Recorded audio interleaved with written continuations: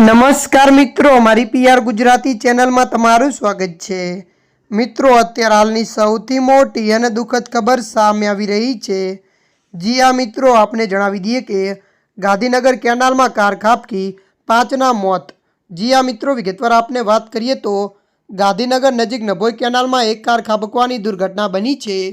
મળતી માહિતી અનુસાર આપને જણાવી દઈએ કે કારમાં સવાર 5 લોકો પાણીમાં ડૂબી ગયા હોવાની આશંકા છે।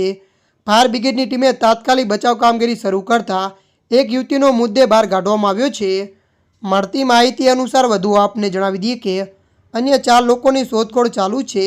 પ્રત્યક્ષદર્શીઓના જણાવ્યા અનુસાર કાર અચાનક કેનાલમાં ખાબકી હતી અને આ દુર્ઘટનાનું કારણ હજુ અકબંધ છે।